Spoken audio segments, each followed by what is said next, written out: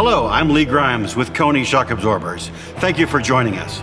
Today we are in the KONI America Research and Development Lab, and I'm going to show you a few easy steps for the installation of the KONI strut inserts using a technique known as cut-a-strut. KONI cut-a-strut inserts are performance dampers that are made to fit inside the factory original equipment strut housings when a KONI complete strut is not available for that specific application. KONI will always make a complete strut housing when all the key components are available.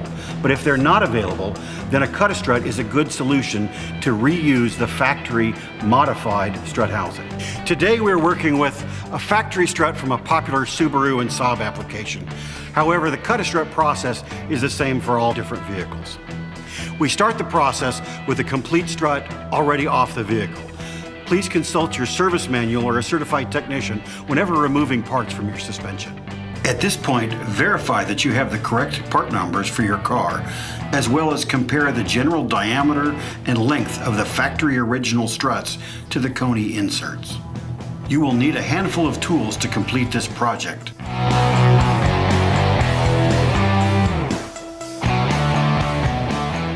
After removing the factory assembly from the car and cleaning them up a bit, you will securely clamp the factory strut into the bench vise. Once the factory assembly is secured, apply a small piece of tape on the bottom to make your mark easy to see when using your pen to mark the center. Center punch your mark as a drill guide. With the strut turned upside down in the bench vise, next you will drill a small approximately 1/8 inch or 3 millimeter hole in the punched area to release the gas pressure and to create a drain hole for the shock oil. Next we will remove the strut from the vise and begin to carefully drain the oil into a receptacle. A slow pumping motion of the piston rod will help drain the oil. Don't forget to properly recycle or dispose of your shock oil.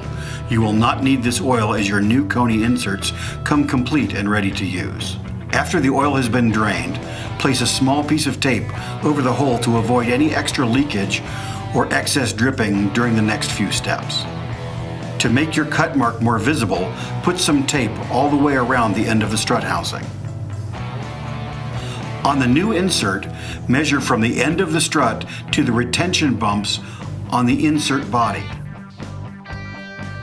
Subtract 6 millimeters from the first measurement and apply it to the factory strut housing, making multiple marks on the tape. Use the edge of a new piece of tape to connect your marks to create your cutting guideline. We are now ready to cut the housing. There are several different tools that can be used for this step. All of these tools, if used properly, will give you the same result. Just be careful and be safe.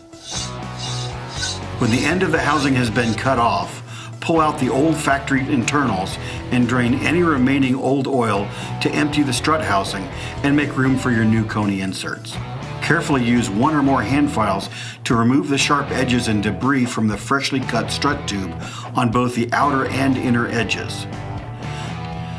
Use a light to inspect the inside of the strut housing to make sure that there are no obstructions. Return the strut housing to the vise in an upside down position and remove the tape. Using the previous drain hole in the end of the housing as a pilot, drill a larger 1/2 inch or 12 to 13 millimeter hole to accommodate the new insert retaining bolt during the final assembly of the new KONI inserts. This is a good time to clean the bare strut housing, remove excess dirt and rust, and apply some fresh paint if you choose. Now we are ready to slip the KONI insert into your modified factory housing. It should fit easily into the strut housing and stop when the raised bumps meet the cut end of the housing. Insert the provided bolt through the hole and into the female threads at the bottom of the KONI cut-a-strut insert. Thread the bolt by hand to ensure that there is no cross-threading. After you have threaded it in by hand, tighten it with a wrench to pull the insert to its final position, and note that the bumps have been drawn into the end of the strut housing. Once the bolt has been tightened and the insert is in place, remove the bolt and install the supplied lock and shaped washers and add a drop of thread locker liquid. Rethread the bolt into the insert and tighten it to the proper torque specification.